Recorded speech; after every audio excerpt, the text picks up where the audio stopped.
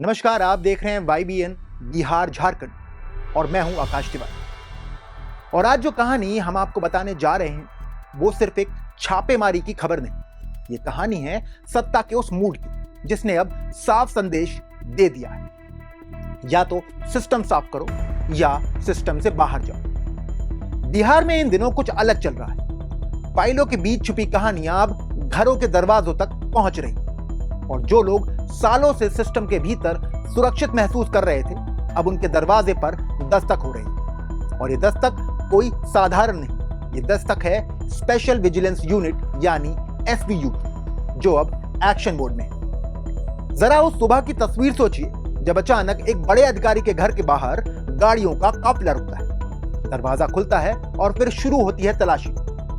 लेकिन इस बार कहानी यहीं नहीं रुकती है।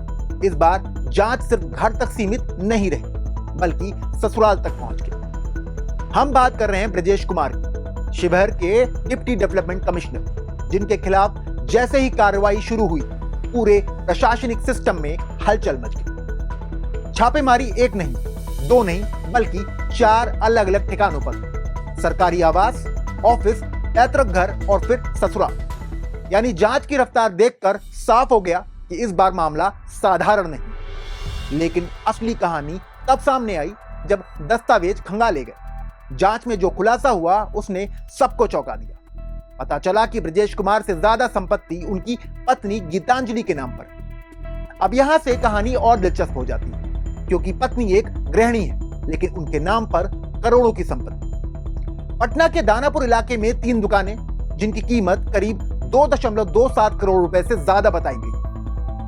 ओम गंगा कॉम्प्लेक्स, प्रगति टावर, ये सिर्फ इमारतों के नाम नहीं, ये उस कहानी के किरदार हैं जहां सवाल उठ रहे हैं। आखिर ये दौलत आई कहां से? और यही वो सवाल है जिसने पूरे मामले को पॉलिटिकल ड्रामा में बदल दिया, क्योंकि अब ये सिर्फ एक अधिकारी की कहानी नहीं रह गई, ये सिस्टम की कहानी बन गई। SVU ने साफ कर दिया कि ब्रजेश कुमार के पास उनकी आय से करीब 3 गुना ज्यादा संपत्ति, बैंक और फाइनेंस कंपनियों में निवेश, प्रॉपर्टी और ऐसे दस्तावेज जो इस बात की तरफ इशारा करते हैं कि खेल काफी बड़ा है। अब जरा इस कहानी को थोड़ा और बड़ा फ्रेम देते हैं, क्योंकि ये अकेला मामला नहीं। पिछले 4 महीने में जिस तरह से बिहार में छापेमारी हुई है उसने ये साफ कर दिया है कि सरकार अब धीरे धीरे नहीं बल्कि दनादन एक्शन मोड में। दरभंगा से एक और नाम निकलकर सामने आता है, गजाधर मंडल।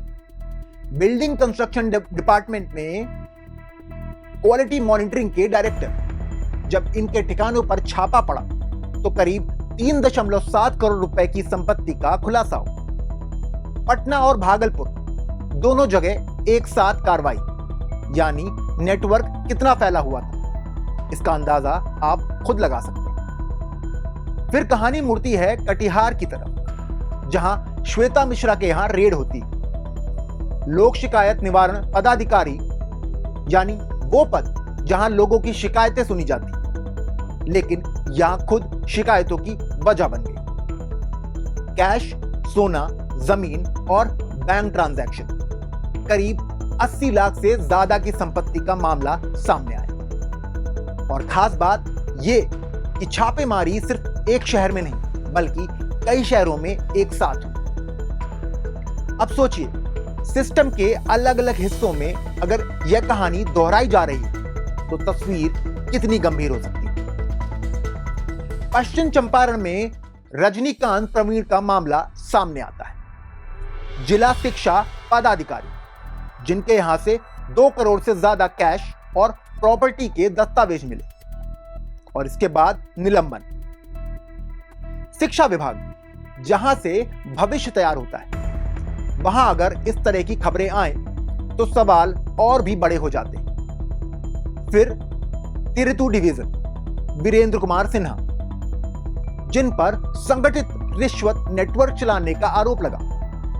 3.8 करोड़ की संपत्ति और कई शहरों में एक साथ छापे मारे। यानी अब मामला सिर्फ व्यक्तिगत भ्रष्टाचार का नहीं बल्कि पूरे नेटवर्क का बनता जा रहा है। पटना में सुबोध कुमार गुप्ता, वन विभाग के अधिकारी, जिनके यहां से कई फ्लैट, प्लॉट और बैंक खातों का खुलासा हो और फिर निलंबन। और यह कहानी यहीं खत्म नहीं हुई। गोपालगंज में विजय कुमार सिंह, राजस्व अधिकारी, घूसखोरी का मामला, कार्रवाई और निलंबन। अब सवाल उठता है, क्या यह सिर्फ छोटे छोटे केस है या इसके पीछे कोई बड़ा नेटवर्क काम कर रहा है? और तभी सामने आता है एक बड़ा नाम, संजीव हंस और उनके साथ ऋषुश्री। यह मामला सिर्फ संपत्ति का नहीं, बल्कि पोस्टिंग, ट्रांसफर और प्रॉक्सी कंपनियों के जरिए पैसे के खेल का है। यानी सिस्टम के भीतर एक ऐसा जाल जो ऊपर से नीचे तक फैला हुआ हो सकता है। अब जरा इस पूरे घटनाक्रम को जोड़कर देखिए। हर विभाग में कार्रवाई, हर स्तर पर छापेमारी और हर केस में एक ही आरोप, आय से अधिक संपत्ति। क्या यह सिर्फ संयोग है या फिर सिस्टम में कुछ ऐसा चल रहा है जिसे अब तोड़ने की कोशिश की जा रही है? सरकार का रुख साफ दिख रहा है। अब मैसेज देने का समय खत्म, अब एक्शन का समय। और यही वजह है इसे सरकारी सेना का ऑपरेशन कहा जा रहा है, क्योंकि जिस तरह से लगातार रेड हो रही है, जिस तरह से एक के बाद एक नाम सामने आ रहे हैं, वो ये संकेत दे रहे हैं कि अब ये लड़ाई लंबी चलने वाली है। लेकिन यहां एक और सवाल भी है, क्या यह कार्रवाई चुनावी माहौल से जुड़ी है? क्या यह सिर्फ दिखाने के लिए या सच में सिस्टम को बदलने की कोशिश? क्योंकि बिहार की राजनीति में ऐसे कई मौके आए हैं जब कार्रवाई शुरू हुई, लेकिन कुछ समय बाद सब कुछ ठंडा पड़ गया। तो क्या इस बार भी वही होगा? या फिर इस बार सच में आर पार की लड़ाई है? क्योंकि अगर यह अभियान जारी रहा तो इसका असर सिर्फ अफसरों तक सीमित नहीं रहेगा, बल्कि पूरे प्रशासनिक ढांचे को बदल सकता है। फिलहाल जो तस्वीर सामने आ रही है उसमें एक बात साफ है, डर वापस आ गया है। फाइलों के बीच छुपे फैसले अब सवालों के घेरे में, और जो लोग खुद को सुरक्षित समझते थे अब उन्हें भी जवाब देना पड़ सकता है। तो बिहार में ये जो भ्रष्टाचार के खिलाफ युद्ध शुरू हुआ है, उसका अंत क्या होगा?